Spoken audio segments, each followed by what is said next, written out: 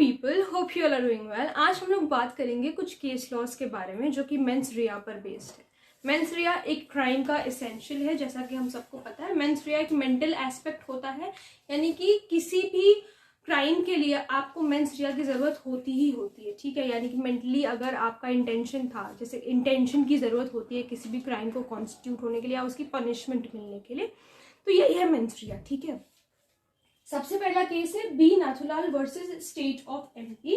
इस केस में क्या हुआ था, द अक्यूज्ड और अ फूड ग्रेन डीलर, जो अक्यूज्ड था वो एक फूड ग्रेन डीलर था, उसने applied for a licence and deposited the requisite licence fee. उसने लाइसेंस के लिए अप्लाई किया और जितनी रिक्विजिट लाइसेंस फीस थी वो उसने जमा करी, ठीक है। He without knowledge of rejection of his application, अब उसे नहीं पता चली ये बात कि जो उसके एप्लीकेशन को रिजेक्ट कर दिया गया है, उसे ये बात नहीं पता चली।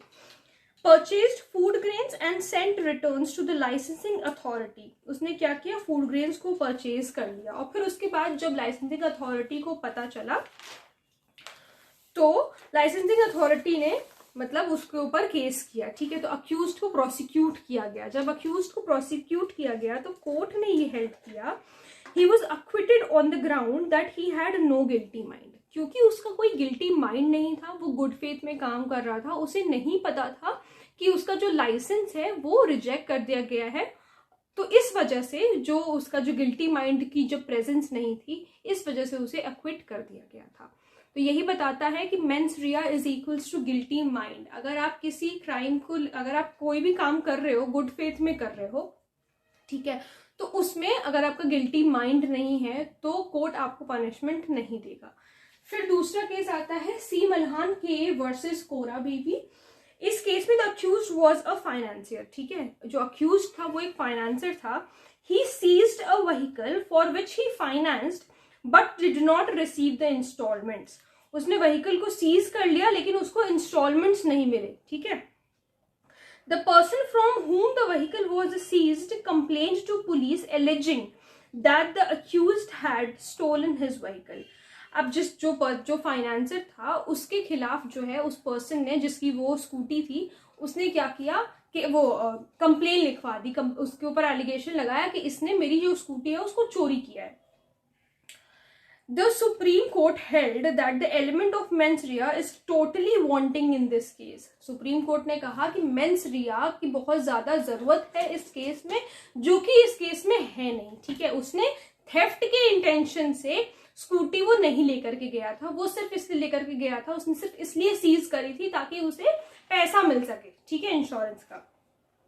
And the accused cannot be convicted for the offense of theft under section 379। क्योंकि उसका गिल्टी माइंड नहीं था, इस वजह से उसे कन्विक्ट नहीं किया गया थेफ्ट के लिए, ठीक है। अब कुछ ऐसे केसेस भी होते हैं जहां पर मेंस रिया की जरूरत नहीं होती है। मतलब अब यहाँ पर क्या है, गिल्टी माइंड है या नहीं है उससे कोई फर्क नहीं पड़ेगा, सजा तो मिलेगी ही मिलेगी, ठीक है।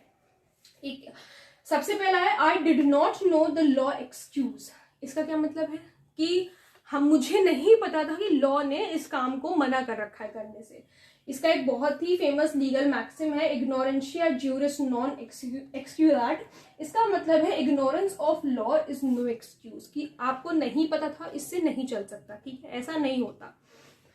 MH George versus state of Maharashtra का एक केस है इससे रिलेटेड। उसमें ये था कि जो पर्सन था, जो अक्यूज था, उसने काफी सारा गोल्ड जो है वो कैरी किया हुआ था। एयरपोर्ट पे वो लेकर के आया, काफी सारा गोल्ड था इंडिया में। अब इंडिया में आप ऐसा नहीं कर सकते हो कि काफी सारा गोल्ड आप अपने जैकेट में छुपा करके लेके आओ, ठीक है। तो इस वजह से उसको, अब फिर उसने क्या डिफेंस लिया कि मुझे इस बारे में कुछ नहीं पता था कि लॉ जो है वो चेंज हुआ है।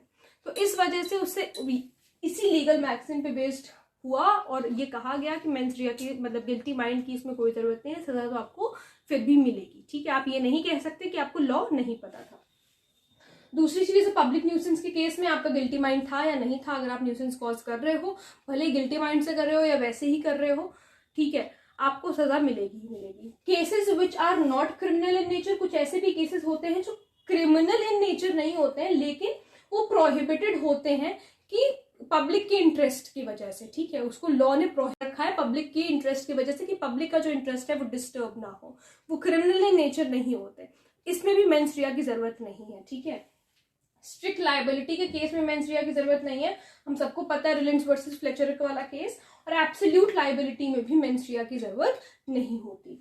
फिर आईपीसी में भी कुछ ऐसे सेक्शंस हैं जिसमें आपको मेंस रिया की गिल्टी माइंड की जरूरत नहीं होती, जैसे वेजिंग वॉर सेक्शन 121, ये हम लोग ऑलरेडी पढ़ चुके हैं, sedition section 124A, kidnapping section 359, abduction section 363, counterfeiting coins section 232। मतलब इन सारे ही केसेस में आप ये डिफेंस नहीं ले सकते कि आपका गिल्टी माइंड नहीं था, इन सारे केसेस में आप लोगों को चाहे गिल्टी माइंड हो चाहे ना हो सजा मिलेगी ही मिलेगी, ठीक है। तो आई होप आप लोगों को ये सारी चीजें अच्छी तरीके से समझ में आई होंगी, I hope case laws clear हुए होंगे।